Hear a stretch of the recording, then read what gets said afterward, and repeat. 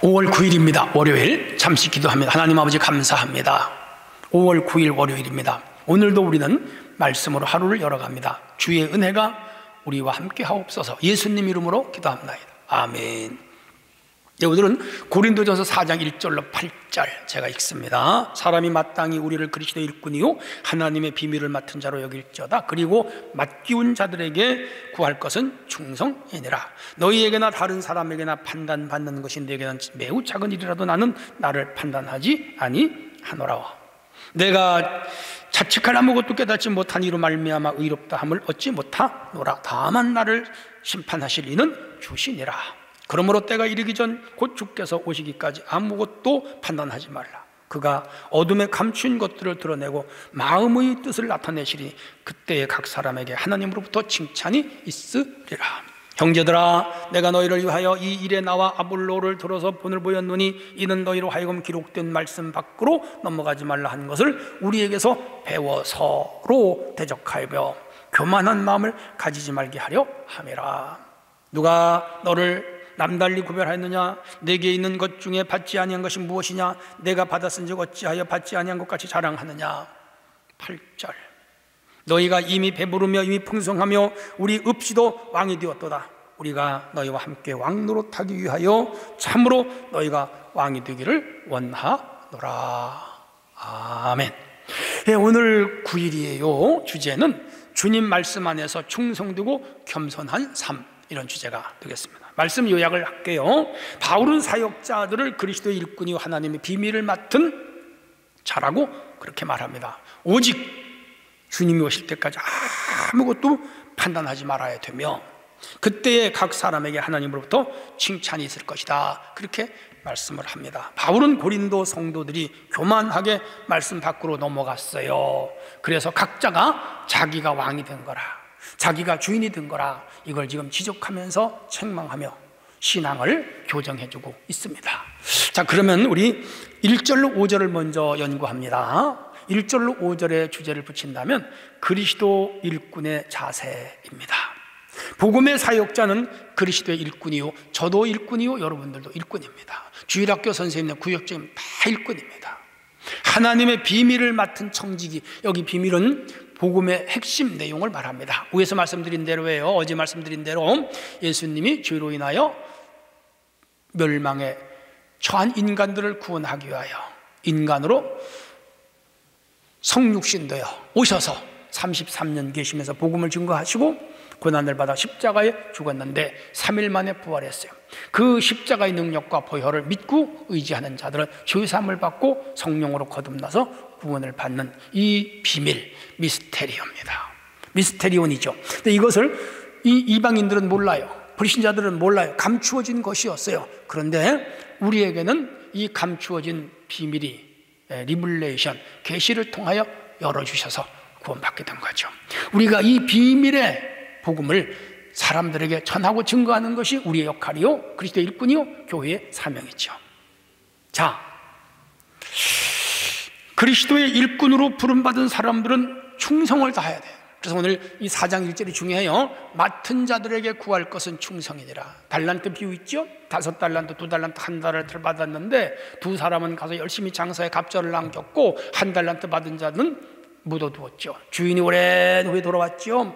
2달란트, 5달란트 받은 자가 주인 앞에 나가 갑절을 내놓았죠. 주인이 칭찬했죠. 착하고 충성된 종아, 작은 일에 충성하였으니 많은 것을 내게 맡기니 주인의 즐거움에 참여하라 그랬죠. 1달란트 받은 자 뻔뻔했죠. 주님 책망했죠. 바깥 어두운 데 쫓겨나 이를 갈미 있으리라. 여기 두 종처럼 우리는 충성해야 됩니다. 그런데 충성과 믿음은 어원이 같아요. 피스티스예요. 충성, 믿음. 믿음이 충성이에요. 오늘 우리는 참으로 충성된 일꾼이 되어야 됩니다. 남들로부터 비난받는 것을 개의치 말고 자책하지도 말아야 됩니다. 사람들의 판단에 마음을 쓰면 복음 전파에 매진하기가 어렵습니다. 남이야 어찌든 남아는 주님의 군사가 되어야 오로지 예수 중심, 교회 중심, 말씀 중심, 성령 안에서 예수를 전하는 일꾼들이 되어야 됩니다. 하나님의 심판은 공의롭고 완전합니다. 우리가 하나님의 판단을 중요하게 여기면서 복음 사역에 충실할 때 뭐지요? 감춰진 것들을 드러내시고 사람들의 마음, 속생각을 드러내시는 분이 하나님이십니다. 왜 바울이 이 고린도 교회에 이런 말씀을 전했을까요? 이 복음의 핵심에 충성해야 되는데, 이웃을 전도하고 한나라를 확장해야 되는데 그런 일 안 해요. 지금 교회 안에서 교인끼리 대적이 되었어요. 상대방을 무시하고요, 자기들의 우월감을 주장하고요, 교회 안에서 비방이 오고 가고요, 교회 안에서 편이 갈라졌어요. 그러니까 밖에 나가서 일을 할 여력이 교회에는 전혀 없었어요. 뭐예요? 직무유기예요. 직무유기가 아니고요, 주인 앞에 무서운 심판받을 일을 지금 행하고 있는 거예요. 실제로 내분이 있는 교회는요, 복음전도 안 합니다. 교회는 자기들끼리 싸우고 고소하고 고발하고, 그런 교회는 망하는 거죠. 오늘 우리 교회는 언제나 성령 안에 하나가 되어 복음 전파, 영혼관, 지역 복음화, 민족 복음화, 세계로 복음을 전하는 능력 있는 교회가 돼야 되죠. 좋은 교회가 돼야 돼요. 우리 교회는 그런 교회가 돼야 될 줄로 믿습니다. 자, 오늘 이제 이 1절로 5절의 교훈을 좀 정리한다면, 우리는 그리스도의 일꾼이다. 일꾼이 뭐 하는 거예요? 일하는 게 일꾼이죠. 열심히 일해야 돼요. 그리스도의 뭐죠? 일을 맡은 청지기들이에요. 충성해야 돼요. 우리 교회 성도는 참 충성한 일꾼들이 많아요. 모두가 충성해야 돼요.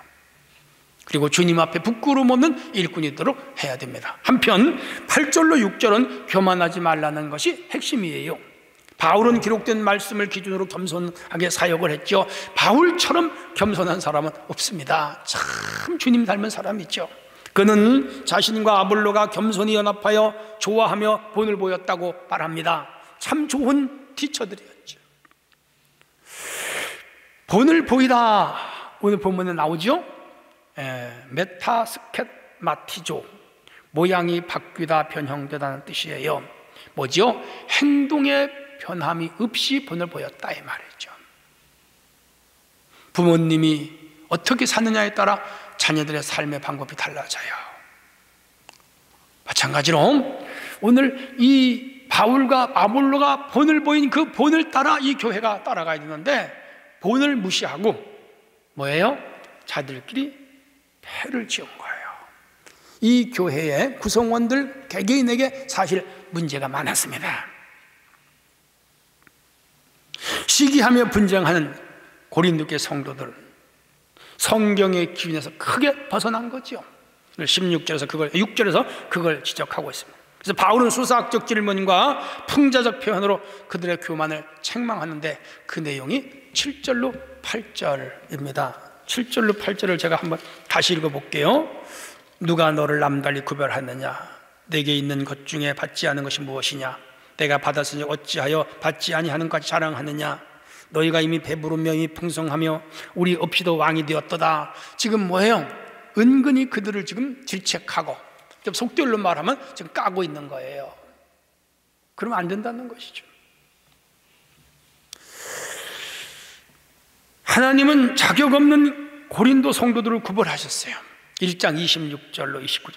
사실 이 교회 멤버들 중에는 골고루 자격을 갖춘 사람을 추려서 공동체가 되게 하기가 참 어렵습니다. 현실적으로 여기는 부자도 있고 가난한 사람도 있고, 배운 사람 못 배운 사람, 인격적으로 아주 인텔리틱한 사람도 있는가 하면 조금 모자란 사람도 솔직히 교회 안에 있어요.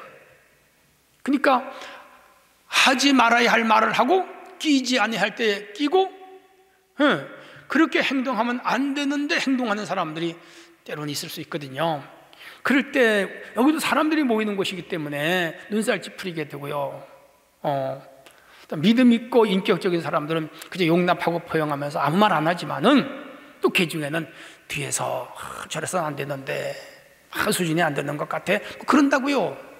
이제 그렇게 되면 교회가 자꾸 어려워지겠죠. 고린도 교회도 수준이 있는 사람과 수준이 없는 사람들이 모이다 보니까 이런 문제가 생겨난 것이죠. 참 바울은 이 교회의 교통 정리하는 게 심정적으로 어려웠을 거예요. 제가 목회한 사람으로서 이해가 가요. 그들은 대부분 하층민이었습니다. 배부르고 풍성하게 되어 왕처럼 행세했습니다. 예. 사실 이 사회에서는 하층민이었는데 교회 안에 들어오면 다 이렇게 높여주잖아요. 근데 사람은요, 어디를 가든지 자기의 본분을 알고 겸손해야 돼요. 그런데 교회 안에서 그리스도의 사랑은 모두가 용납되었다고 해서 한 형제 자매라고 해서 함부로 나대거나 함부로 행동하거나 함부로 말하거나 막 그러면 안 되는 거예요. 교회 안에 더욱 질서가 필요하고요, 예절이 필요하고요, 침묵도 필요하고요, 그리고 그리스도의 사랑으로 묶어진 겸손도 필요한 거예요. 여러분, 곡식이 익을수록 고개를 숙이듯이 우리 교회에서는 고개를 숙이고 참으로 겸손하고 겸허하게, 함부로 말하지 말고, 카톡이라든지 문자 메시지 같은 데서도 함부로 막 문자를 보낸다든지 거기서 막 갑론을박을 한다든지 이런 것들은 교회의 질서를 깨고 덕을 해치는 생활이 됩니다. 고린도 교회처럼 되는 것이죠.